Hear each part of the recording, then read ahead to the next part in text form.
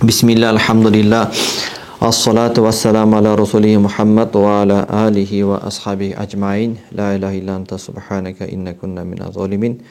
Rabbi zidni ilman wa alhiqni bis salihin. Assalamu alaikum rahmatullahi wa barakatuh. Hurmatly bir tağanдар. İbn Ata'illah As-Sakandari rahmatullahi aleyh ошол адамдын калемине таандык Al-Hikamul Ata'iyya, Ata'iyyanын danışman sözдөр аттуу эмгегинен сабагыбызды улай. Бүгүн 13-чү hikmat danışman söz Muhammad Said Ramazan Buti rahimahulloh'un bergen түшүндүрмөсү менен 4 сүйлөмдөн турат. Bir сүйлөмдөн бөлүп өтөбүз. Kayfa yushriqu qalbun suwarul akwani muntaba'atun fi mir'atihi дейт. Бұл жерде Ибн Атаилла адамдын жүрөгүн күзгүгө окшотуп жатат. Күзгүнү кайсыл нерсеге каратсаң, күзгүдө ошол нерсе чагылгандай эле адамдын жүрөгү дагы күзгү сыяктуу. Эмнени көп ойлосоң, эмнени иштейт этсең, эмнени максат кылсаң, ошол нерсе сенин жүрөгүңдө чагылат дейт. Эми эгерде адамдын жүрөгүндө Алладан өзгөлөрдүн сүрөттөрү чагылып аткан болсо, Алладан өзгөлөрдүн сүрөттөрү сиңип калып, ошол гана жаркырап көрүнүп аткан болсо, ал жүрөк кантип жаркырасын Алланын нуру менен дейт. Биз буга чейин бир нерсени билгенбиз, инсан эки тараптуу дейт. Эки тараптуу дегенде, эгерде наркы жок болгон денесин алып сала турган болсок, анда инсан эки түркүктөн турат, эки негизден турат. Инсанияттын инсандыгы ошого барып такалат да. Эгерде инсанда ошол эки нерсе жок болсо, анда ал жыткычтан да бетер болуп калат. Ал акыл менен жүрөк. Эгерде адамда акыл менен жүрөк кетсе, анда ал малдан да жаман болуп калат да. Жүрөктөн кетсе, ага караганда тетиги токойдогу бир жырткыч, байкуш зыяны жок да. Өзүнүн ырыскысын жеп, канаат кылып жүрө берет. Бирок адамдын жүрөгү таш болгондо миңдеген адамдарды өлтүрсө деле эч нерсеге болбойт. Мисалы, ушундай жырткыч болуп калат да. Ошол инсан кылып турган эки түркүк бул акылы менен жүрөгү дейт. Эми адамдын бул дене деген капасы, дене деген бул түрмө дейт да. Анткени себеби ошол дене деген түрмөдө адамдагы улуу рух камалып жатат дейт. Ошол денеси башка бардык айбанаттар менен шериктеш дейт. Демек, инсанды айбанаттардан ажыраткан нерсе анын денеси эмес дейт. Эгерде денеси менен инсан дей турган болсо, анда бүгүнкү күндө Палестинадагы 100 миңдеген адамдарды кырып аткан залым жөөттөр, алар адам эмес да. Алар жырткыч десек, жырткычтар бизге наразы болуп калат да. Биз мынчалык зулумга бара албайбыз. Кудай Тааланын бизге койгон мыйзамынан чегинен чыкпайбыз, биз өзүбүздүн фытратыбыз менен жашайбыз деп алар бизге наразы болуп калышы мүмкүн да. Ошондуктан адамды адам кылган анын денеси эмес дейт. Адамды адам кылган бул акыл менен жүрөк дейт. Мына ошол цивилизация, өнүгүү, маданият, илим, мунун баардыгы ошол акыл менен болгон дейт. Ошол коомчулукка пайдалуу иштер жүрөк менен, сезим менен болгон дейт. Атап айтканда, ушул күнгө чейинки адамзат жетип келген ачылыштар, илим, билим бул акыл менен, ушул жүрөк менен болгон.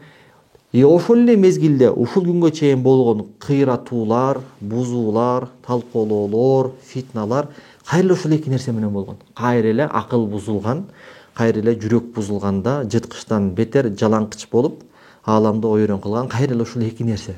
Демек, кептин баардыгы акыл менен жүрөккө барып такалып атат дейт. Адамдын денесинде бул акылдын миссиясы билүү, түшүнүү дейт. Ал эми акылдын орду адам денесинде кайсыл жерде? Мээсине жайгашканбы бул акыл? Же жүрөктө жайгашканбы? Каякта жайгашкан? Аны изилдеш бүгүнкү биздин темабыз эмес, ага өзүнчө бир изилдөө ылайык. Бул жерде биздин кеп кылчу нерсебиз жүрөк тууралуу болмокчу дейт. Жүрөк дегенде дагы баягы доктурлардын терминологиясындагы ошол сол өпкөнүн ар жагында жайгашкан бир муштум жанакы булчуң этти эмес дейт. Жанакы сезимдердин топтолгон, чогулган жерин айтып атабыз дейт. баягы сезимдер негизинен үчкө бөлүп коет. Дафия адамды түрткөн сезимдер сүйүү, таазим, бир нерсени сүйсөң, урматтасаң ошого түртүлөсүң да. Анан адамды качырган сезимдер бул коркуу, жаман көрүү, корксоң, жаман көрсөң андан качасың да. Анан урматтай турган сезимдер бул таңыркоо, таң калуу, анан аягы барып сыйынуу. Мына ушул сезимдердин топтолгон жерин, ушул миңдеген сезимдерди жыйынтыктап келген ушул 3 сезимдин чагылган жерин биз жүрөк деп айтабыз дейт. Демек, эй адам уулу, сен инсандыгың ушул 2 нерсе менен гана чагылат. Ушул 2 нерсең бар болсо, сен инсансың дейт. Биринчиси, нерселерди түшүнгөн акылың болсо, нерселердин сырын билүүгө аракет кылган акылың болсо, сен инсансың. Ал эми экинчиси болсо ошол идиш. Ошол идиште сенин сезимдериңдин жыйындысы ошол идиште чагылат дейт. Эми биз бул жерде акыл тууралуу сүйлөбөйбүз, ал өзүнчө бир тема болмокчу. Биз бүгүн жүрөк тууралуу сүйлөмөкчүбүз дейт. Демек, жүрөк бул ушундай бир доска сыяктуу, тунук бир доска сыяктуу, өтө сезимтал доска. Эгерде сенин каалоолоруңа дал келген дүйнөдөгү бир сулуулуктарды көрө турган болсоң, сенин мүдө максаттарыңа дал келген бир коздуктарды көрө турган болсоң, дароо ошол нерсенин сүрөтү сенин тунук болгон доска сыяктуу жүрөгүңдө ошонун сүрөтү чагылат дейт. Анан чагылгандан кийин естественно сенин жүрөгүңдө ошол нерсеге карата сүйүүнү пайда кылат дейт. Же болбосо тескерисинче, сен көзүң менен сага жакпаган, сенин мүнөзүңө, сенин натураңа жакпаган бир нерсени көрсөң, ошого карата жек көрүү сенин жүрөгүңдө пайда болот. Ошол сезимдериңен улам сенде жек көрүү пайда болот дейт. Эгерде коомчулукта бир адамдарды көрсөң, алар сени менен жарышып жатат жана сенден озуп кетишти. Кайсыл нерсеге? Атаң даңкта сен жарышкан, сен көздөгөн атаң даңкта сенден озуп кетишкенин көрсөң, досуң сенден бай болуп кетти. Классташың сага караганда популярдуу болуп кетти. Дагы бир таанышың сага караганда сен талыкпай артынан чуркаган байлыкта сенден өтүп бай болуп кетти. Анда мындай нерсени көргөндө үчүнчү бир сезим пайда болот дагы, жүрөгүңдө ага карата бир көрө албастык, ачуу же өч алуу, жек көрүү сезимдери пайда болот дейт. Эгерде коомчулукта сен айланаңда адамдар сага кадырыңды билбей атат, менин авторитетимди булар билбей атышат, мага жыйындарда төрдөн орун бербей жатат, коомчулукта мага микрофон берилбей жатат деген нерселер пайда болсо, ал сезимдериңде ошол ачуулануу, нервтердин чыңалуусун пайда кылат. Айтор, ошого окшогон бардык сезимдер бул жүрөктүн миссиясы. Жүрөктө чагылат ушул сезимдер. Мындайча айтканда, мындай бир өтө дыккат, сезимтал, тунук бир доска сенин жүрөгүң. Ал жүрөгүңдө жанакы сезимдерден пайда болгон натыйжалар регистрацияланат жана ошол жерде чагылат дейт. Эми мындай төмөндөгүдөй суроону береличи дейт.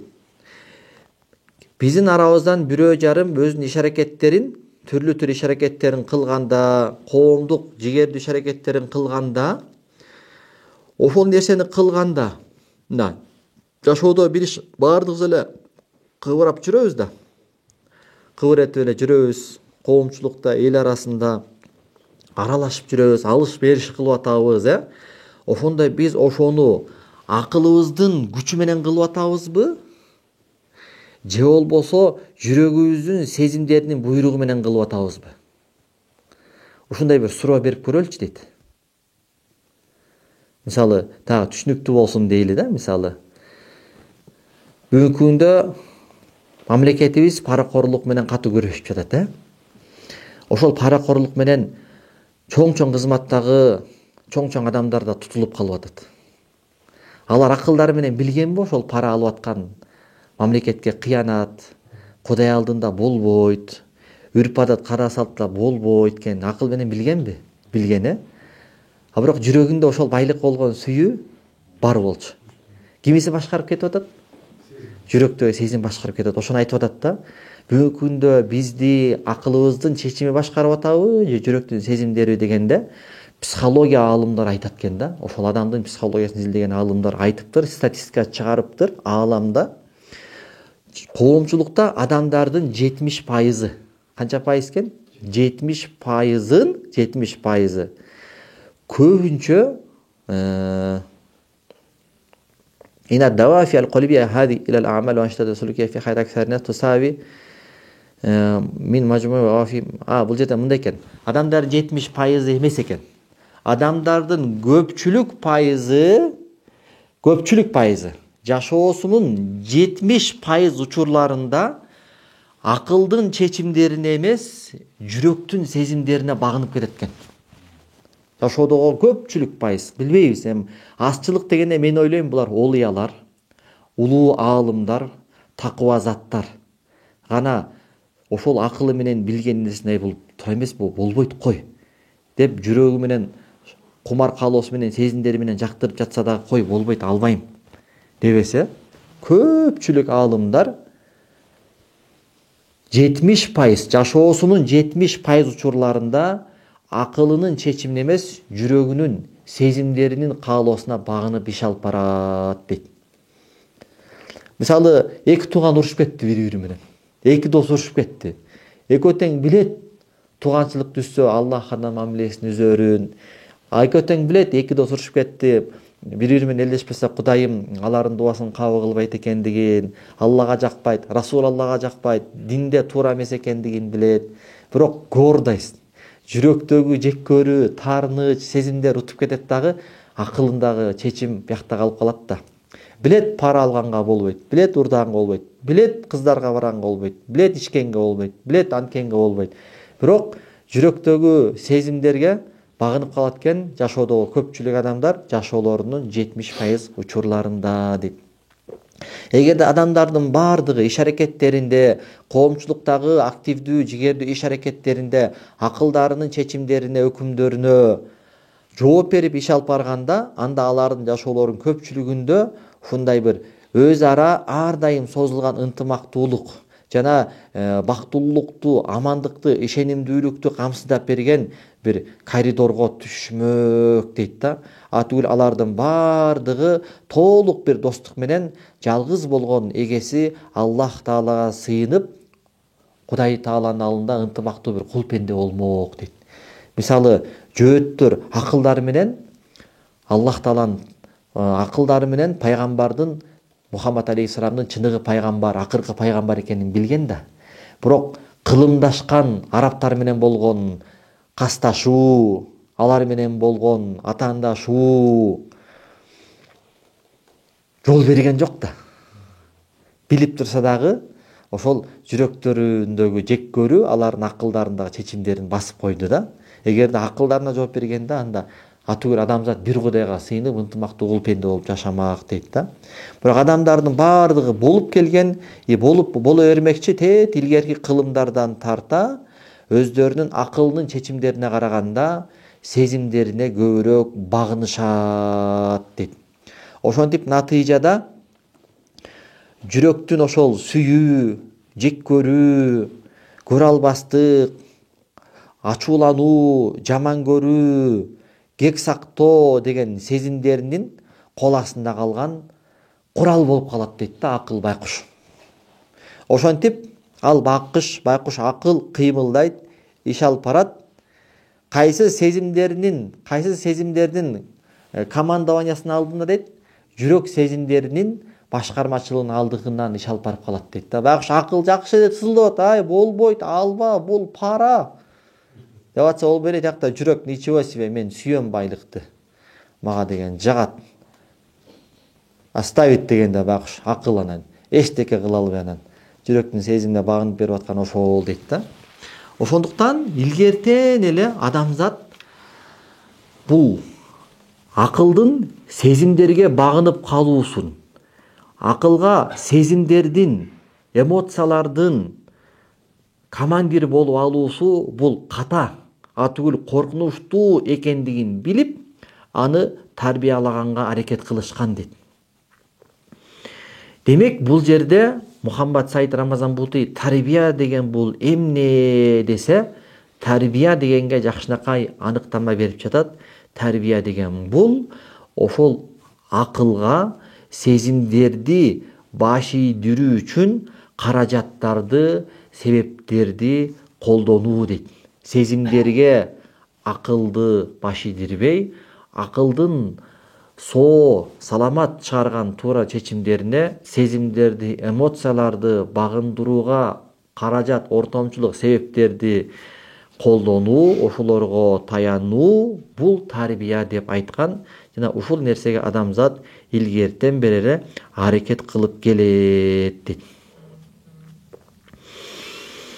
Ошондуктан мындай оор басырыктуу, эмоцияга алдырбай, сөзүнөн жаңылбаган адамдарга коомчулукта бул жогорку тарбиялуу инсан, тарбия алган инсан деп коет. Анан акылга терс, эмоциясын алдырып, сөгүнүп, сагынып, дипломатиялык мамилеси начар болгон адамдарды тарбиясы жок деп койгону дагы ошондон да. Демек биз билдик, жүрөк ал ар дайым командир болуп келген дейт. Анткени жүрөк бул котел, бул казан, ал казанда сезимдер кайнайт дейт. Анан ал башкарат, ал кыймылдатат дейт. Акыл эмне? Акылдын ролу эмне десе, акылдын ролу мисбах юзи дейт. Караңгы жолду жарык кылып көргөзүп бере турган чырак дейт, фонарь дейт. Ал акыл деген малакатун кашифа, ачыктап бере турган, билгизе турган эле бир талант, жөндөм, сыпат дейт. Лайса тоокатан муассиротан, таасир бере турган бир күчкө, жок күчкө эмес дейт. Таасир бере албайт дейт. Таасир бере алган эмне экен? Жүрөктөгү сүйүү сезими да. Адам бир нерсени сүйүп калса, мисалы эмнеге көптөгөн жаш балдар бир кызды сүйүп калат? Жашоосунда көрүп атпайбызбы, жаш болсок дагы. Жаштык менен баягы кызды сүйүп калат аябай. Бирок жашы өткөн, тажрыйбалуу ата-энеси, ай балам, бул кыздын биягы болбойт экен. Негизги аспект мына жерлеринде момундай чоң минус бар экен. Кыйналып каласың, балам, бул кызга тийбей эле кой, ой, үйлөнбөй эле албай эле кой десе, жок, мен сүйдүм деп акылдын туура чечимдерине баш ийбей, көр сезимдерге багынып, үйлөнүп алып, өмүр бою азабын тартып жүргөн ошонун кесепетинен экен да. Ошондуктан акыл бул мындай деп караңгы жолду жарык кылып көргөзүп бергендей эле көргөзүп берет экен. Бирок сен колуңан сүйрөп, бас, бону кыл дегендей таасир бере турган энергияга ээ эмес экен да. Таасир бере турган нерсе эмне экен? Бул сезим, жүрөктөгү сүйүү же жүрөктөгү жек көрүү экен да. Ошондуктан акыл дагы, жүрөк дагы чогуу кеткен өтө маанилүү да. Мисалы адам исламды акылы менен билип алганы менен сезимдери ага муюбаса, анда ал мунафык эле болуп калат да. Мисалычы. Эми сен карабайсыңбы күзгүгө дейт. Эгерде күзгүнү караңгы бир кудукка карата турган болсоң, күзгүдө эмне чагылат? Караңгылык чагылат да. Эгерде күзгүнү жаркыраган күнгө каратсаң, ал күзгүдө жаркыраган күндүн жарыктыгындай бир жаркырак чагылат. Эгерде гүлдөр, роза, бактарактар менен толгон өтө кооз бакчага каратсаң, албетте ошол сыяктуу кооз бир бакчаны чагылдырып берет дейт. Демек, бул жүрөк дейт. Тек гана күзгү сыяктуу аны көтөрүп жүргөн жүрөк ээси эмне нерсеге кызыгып, эмне нерсени максат кылып, ошол нерсени кайра ошол күзгүдөй болгон жүрөккө карата берсе, ошол нерсе сиңип, ошол нерсе чагылып калат экен да. Эгерде инсан ар дайым дирхам, динар, доллар, бала чака, үй бүлө, атак, даңк, популярдуулук, башкаруу, машина жана башка деген нерселерди ичине алган Дүниөгө эле ар дайым жүздөнүп эле эс тарты, ою, пикири, максаты, мүдөөсү, мечтасы эле дүнүйө боло бере турган болсо, таң атса деле ошол, кеч кирсе деле ошол, анда албетте анын жүрөгүнүн күзгүсүндө ошол дүнүйө сиңет жана дүнүйө чагылат дейт. Демек, бул учурда анын бардык сезимдери ошол дүнүйөгө жетиш үчүн анын кызматындагы куралданган бир аскерлерге айланат дейт. Эми мындай болгон соң, мындай жүрөктүн бетинде эч бир орун калбайт. Алла Тааланын барлыгы, Алла Тааланын падышачылыгы, салтанаты, султандыгы чагылууга ал жүрөктө орун калбай калат дейт. Бир идиш болсо, ал идиш толуп калган болсо, толмок түгүл дүнүйөгө болгон дагы чоң максаттары, пландары менен ашып, ташып, батпай, төгүлүп аткан болсо, анан атүгүл ошол жүрөк деген идишинде дүнүйөгө болгон каалоо төгүлмөк биякта турсун, башкалар менен жарышып, тигинден калып калдым, мен тигинден ашайын, тиге жетпей калдым деп аларга карата бир көрө албастык, өч алуу сезимдери болуп аткан болсо, анда кантип ал жерде Алла Тааланын махабатына орун калсын, Алла Тааланын таазимине, Алла Тааладан коркууга орун калсын? Тигил караңгы, бул жарыктык экөө бир жерде турбайт дейт. Караңгылык келсе, жарык кетет. Жарык келсе, караңгы кетет. Жүрөгүңдө көрө албастык, ичи тардык, тиги менден бай болуп кетти, бул менден атаң даңк болуп кетти, бул менден популярдуу болуп кетти, тиги мага караганда сыйлуу болуп кетти деген атаандашуулар турган болсо, анда эч качан бул жерге Алланын нуру келбейт. Алланын махабаты келбейт. Алла болгон таазим, коркуу келбейт. Анткени биринчи бул түн сыяктуу негатив, экинчиси күндүз сыяктуу позитив, экөө чогуу турбайт. Кайнаса каны кошулбайт. Бирөө келсе экинчиси кетет, экинчиси келсе бирөө кетет. Түн менен күн чогуу турбагандай эле кеп. Ошентип анан мындай жүрөктү ушундай нафси каалоолордун чел кабыгы каптап калат дагы. Калыңдап отуруп, пайгамбар алейхиссалату вассалам айткандай, булардын жүрөктөрүн жанакы желелеп, жүрөктөрү дат басып, Кур'ани Каримде келгендей, астайду билла, калла бал рона ала кулубихим ма кану яксибун, алар күнөөнү кайталап, тооба кылбастан үстүнөн кыла бергендиги себептүү алардын жүрөктөрү желелеп дат басып калган. Акыйкат кирбейт, нур кирбейт, Алланын сүйүүсү, Алланын махабаты кирбейт, орун жок аякта дегендей бир жүрөк болуп калат дейт. Демек ошентип бул жерде инсан раздвоение личности, мындай экиге бөлүнгөн инсан аталып калат да. Экиге бөлүнгөн инсан болуп кыйналып калат. Момун болгон чагында дагы акылы менен момун, акылы менен бирге бирди кошсо эки болот дегендей автоматтык түрдө, элементардуу түрдө билип атат. Качан ушундай жыйындарга келгенде, мечиттерге келгенде, ошол сөздөрдү укканда, насыйаттарды, осияттарды, эскертүүлөрдү, баяндарды укканда ошол акыйкатты мойнуна алып, ага муюп, түгүл ооба деп өзү дагы далилдерди алып келип берип коет дейт. Дагы мындай да Куранда мындай деп келген, хадисте мындай деп келген деп коюшу мүмкүн дейт. Бирок мажилистен, жыйындан, сабактан чыккандан кийин кайра эле баягы өзүнүн таз кейпине түшүп калат дейт. Эмнеге дейт?